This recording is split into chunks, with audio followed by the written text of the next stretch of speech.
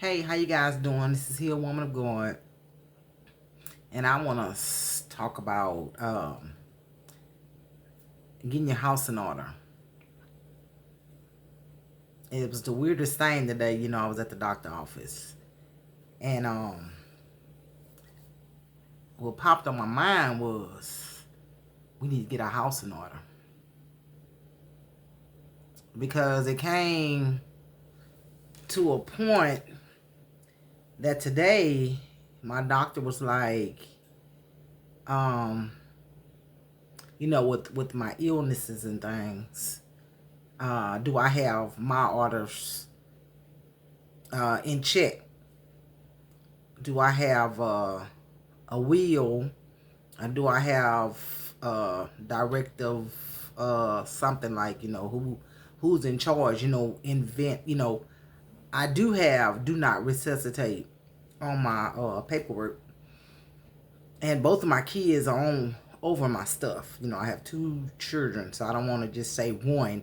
I have to include both of them because when that time comes, they'll be the one making decisions for me.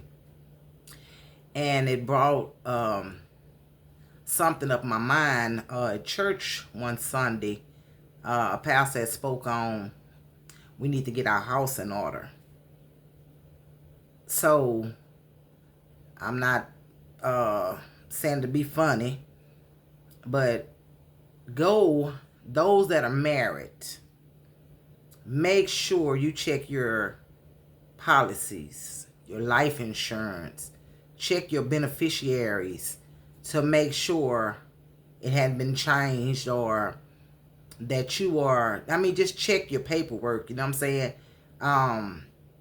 Because I've recently seen people pass away and to find out that, they finna use they burial insurance they didn't paid all this money on, and come to find out that they spouse or they significant other is still indeed married. Don't wait until it's time to make the arrangements to find out that you're not even married. To find out that you just gonna be the special friend on the obituary. Or you living with someone that y'all are common law married, you know what I'm saying? And I'm pretty sure you spending your money as well inside the household, you investing in this relationship. But if the whoever house it belonged to and that person passed away, guess what? They children coming. And if you're not on good terms with them children, them kids gonna tell you get up out of there. And there's nothing you can do. Whether it's your stuff, they gotta go. You gonna have to leave. Vacate the premises or whatever. Don't wait until that time comes. Sit down with your spouse. And talk about things, discuss things. Look at the paperwork yourself. Don't go on what he say or she say. Find out who or what insurance you over. Get that documented or get it notarized and have it on file somewhere that you can find it or your spouse can find it or whoever over your paperwork that they can find it. Because you'll be emotional when that person passed away or something like that. But at the same time, you don't want to have to be going through their stuff trying to find stuff that they then hid. Let someone know where your property is, whether you got a safety deposit box, what I'm saying, where the key is. And for instance, like me and my auntie, we she told me where her stuff at or whatever. And she passed before me, you know what I'm saying? I know where her stuff is at, where she got it locked up at. I know the code, you know what I'm saying, to a box. I don't have no property, so, but still. Those that are legally married, make sure that you are married. And make sure you're not a bigamist or you're married to a bigamist. Get your paperwork in order. You and your spouse, or make sure you talk to your children to say, hey, in the event of the daddy or the mama passing and they have a significant other, whatever, make sure that you have stuff documented that the kids won't come in and just information with the bank accounts, whatever. What basically should be shacking no way. That's not of God. But I mean, people do. Just protect yourself. Get your stuff situated. See who policy. See if your policy is still in effect. You know what I'm saying? Because you don't want to be out here selling fish plates and nothing like that. Trying to bury your loved one because somebody, you got 2 or 3, 4 people, got an insurance policy on them, and nobody want to use theirs because they want the money. And then the other people that got it, you know what I'm saying? Because I think only one person get the death certificate. I'm not for sure. But I know my dad passed away. They gave us, I think, one death certificate or whatever. Make sure you have someone that's dependable to be over your stuff and that's gonna honor your wishes, you know what I'm saying, when that time comes. And then another thing, parents, because I'm a parent, and my kids already know, I ask to be, do not resuscitate, because I don't want to go through that pain or whatever. Make me as comfortable as possible, you know what I'm saying? I don't like pain. But, I used to, at one time I was afraid of dying, you know what I'm saying? And even all the times I tried to, end it myself. I thank God it never, went through. He always saved me. I thank God for that. But I live for Christ now. I'm in Christ. I walk with God. You know what I'm saying? So therefore, I don't worry about dying anymore. I used to, because I know I'm going to heaven. You know what I'm saying? Back then I didn't know. I wasn't for sure. But even don't assume you're going. Know that you're going. You know what I'm saying? And I don't fear death anymore. Even when my defibrillator, goes off, whatever, it's doing its job, because my heart used to stop a lot on me or whatever, and I wear a defibrillator, and it would shock me back. You know what I'm saying? And I told my kids one day, you know what I'm saying, it's gonna do its job. But when God is ready for me, it does not matter how many times this thing go off and shock my heart back or whatever. One day when God is ready for me, you know what I'm saying, that's it. You know what I'm saying? I mean, but I don't even worry about that. I used to be concerned about that. I used to live in fear because, at any given minute, you know what I'm saying, I can get shocked. And you don't have, it doesn't give you a sign. You don't know when your heart finna stop. You can be laughing, talking. I used to be sitting up there around my family and stuff, and boom, fall out. You know what I'm saying? Let people know what you got going on health-wise. Let your doctors know who over your stuff, because when you in that situation and you laying up there and they keeping you on this life support machine, breathing for you, you know what I'm saying? Let your family know if this is something you want, or you want them to resuscitate you, or you want to just go. Let just go naturally. Just go. You know what I'm saying? Let it be known. Put it in your paperwork. Let your doctors know what's going on. And let your children know, whoever, your spouse know, whoever. Let them know what's going on. Let them know your insurance. Get that in order. And yeah, like today, they gave me paperwork, you know what I'm saying? And we put it on file. But, both my kids signed off on it. And, and that, like, if there was a hard conversation to have. But we all know we cannot avoid death. We all know we live to die. You know what I'm saying? So talk to your spouse. Let your spouse know. And even if that time comes, you know what I'm saying, nobody wants to make the decision of pulling the plug. You know what I'm saying? Because we'll be selfish at that time, because we want to hold on to our dear loved ones. But you have to let it be known if this is what you want to do, if you want to stay on life support for years, you know what I'm saying, suffer, or you just want to go when God come and get you. Because this stuff we have to know, and you have to make sure you are walking in Christ. You know what I'm saying? You have to make sure that your house is in order. You know what I'm saying? And I know I remember my pastor and my elder saying, it'll be, it's not funny. Trust to verify, it's not funny, because a lot of people assume they're going to heaven because they say they know God. You know what I'm saying? They know Jesus. They know his word. You know what I'm saying? That doesn't guarantee us going to heaven. And then a lot of people sitting around here thinking that, they are a good person. So they thinking that you'll go to heaven just because you're good. You don't go to heaven like that. You know what I'm saying? Have your walk in order. You know what I'm saying? Um, because you don't wanna wait till God calls you home and wake up in hell. Nobody wants that. So get your house in order. Talk about the hard questions because you can't get around it. And we can walk outside and get ran over by a bus. You know what I'm saying? The way my neighbors drive around here, you can be walking and they bag up into you. Just never know. But make sure you have yourself right with Christ. You know what I'm saying? And like I said, it's hard to have certain conversations, but it needs to be said. You know what I'm saying? Because if we make it to that that point in life or whatever, where we have to, our children got to decide what they want to do. And then I have two children, and I'm pretty sure my daughter be like, let her go, and my son be like, no, hold on. You know what I'm saying? And then it could be vice versa. Never know. But I know I am confident in my life. I know Jesus. I don't fear death anymore. Um, yeah. I'm trying to think of anything else I want to say.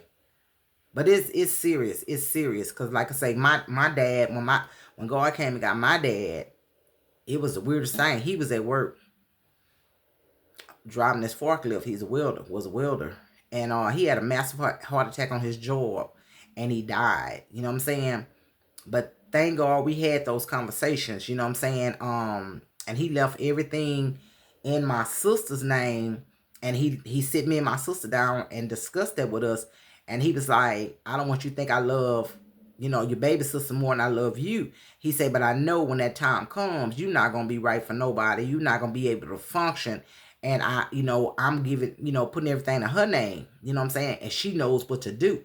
So, they knew to buy me a car, you know what I'm saying, and take care of my two children, you know what I'm saying, to help, you know what I'm saying, my kids, they was like 13 and 12, but my sister did what she was supposed to do, take care of my mom or whatever, because when that time come, people, family crazy behind money, money, yes, people get a different attitude when money is involved. You know what I'm saying? Everybody hands be out. Everybody want whatever you got. They rushing in your house trying to get stuff that you wouldn't even give them when you was alive. You know what I'm saying? Have all that in writing. Have all that somewhere somebody can find. You know what I'm saying? Have your policy somewhere and make sure, oh Jesus, make sure your policies are up to date. My dad's my dad, when he left here, he had a policy on him and my mom. $100,000 policy on each one of them. And do you know, to find out that his policy had lapsed? Yes, Lord. Yes, his policy had lapsed. So that was a toll on us. But thank God, he was well. They had the insurance on him on his job and everything. And yeah, so just, nobody wants to have to ask a family member to help pay to put somebody away when you should have just took care of that. And then another thing I want to talk about, those that are out here in these streets just doing whatever they choose to do, drug dealers or whatever, just not living right. Get a policy. If y'all big sellers or whatever, dealers or whatever, at least get a policy. Let your mama hold it, your grandma hold it, somebody you trust. Let them hold, because it's too many young folks that are dying. You know what I'm saying? Out here in these streets living for Satan. And then, things happen to you. You know what I'm saying? And then your parents up here, your mama, your grandma trying to cook fish plates or whatever, sell food, barbecue plates or whatever to bury you. And then look like nowadays, I guess in this generation, a lot of people doing GoFund. You know what I'm saying? People gotta, you gotta set up a GoFund account for people to bury your loved one, when all you had to do was check. If you have a child that's out there wild or not, keep an insurance policy on them, because you know what they out here doing. You know what I'm saying? You keep your mouth on them. You keep praying for them, and give them God. But at the same time, you don't want to wait till you get that phone call, and you sure don't want to wait till you get that knock at the door, and now you trying to sit there. You already gonna be just out of there. You know what I'm saying? And have to think about how will I bury my child. You know what I'm saying? Have this stuff taken care of. Don't have to go depend on people on the internet to feel sorry for you to bury your child. You know what I'm saying?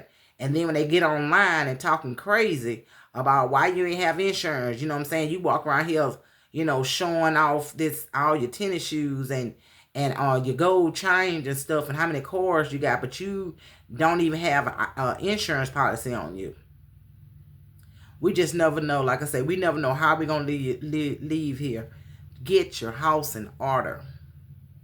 And I just brought that up because I had to do a DNR today, DNR or whatever you call that stuff. And they brought that to my mind. But, yeah, it's crazy. Make sure them policies is together. Make sure your spouse know what's going on. And women that are in these relationships, make sure that man is not married. Don't wait till the funeral home people come and you realize you can't sign off on nothing or you have no say so. And the women that are married, you know what I'm saying, yeah, make sure, because in my situation, you know what I'm saying,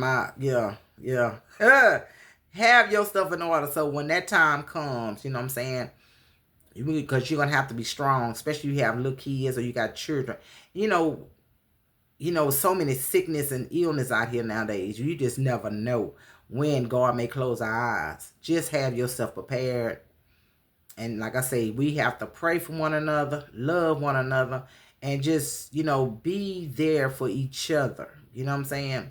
And that's all I want to say about that. I ain't trying to offend nobody. I just want to bring that up because, I've been places where you think they thought they had an insurance policy and come to find out they ain't had no insurance. Or the person that spun all the money off of it, you know what I'm saying, and then use this money for something else, and then how you going to bury your loved one. So and if they don't want to show you no paperwork, you get insurance on them. You know what I'm saying? Cover yourself. I tell mine, get insurance. So when God take me, at least y'all have some money, because you ain't going to be, you know what I'm saying, in the right frame of mind, be trying to work. At least you can, stay home a couple of months and, you know what I'm saying.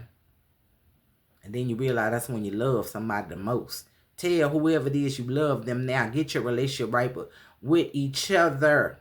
I know people that's been mad at each other for 50 years. And then they pass away, you trying to flip the casket or take them out the casket.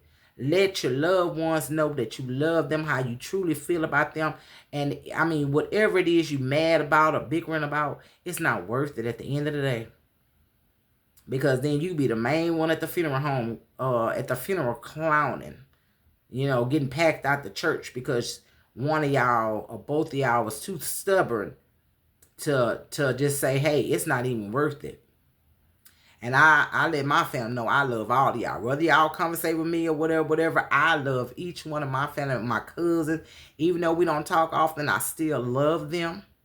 Of course, I love my mama, my children, my grandbaby. I just love people, period. You know what I'm saying? I love my church members. There's some people I don't like, but I still love them. You know what I'm saying? So just have that conversation with your family, your children, your friends, best friends, whatever. Make sure they have insurance, and make sure they have insurance on their children. You know what I'm saying? If you got grandkids or you got your kids are at that age of having children, make sure they got insurance on their children. Globe Life ain't no a penny, a dollar, whatever start off with. If not, you make sure those kids are covered. Because like I say, we never know what goes on. And we know God will come and get us. It does not matter. You can't say, you can live to be 70 nowadays. He comes. You know what I'm saying? So you don't know how old you're going to be. So, yeah, that's all I want to say. You guys be blessed and have a good night. Bless y'all.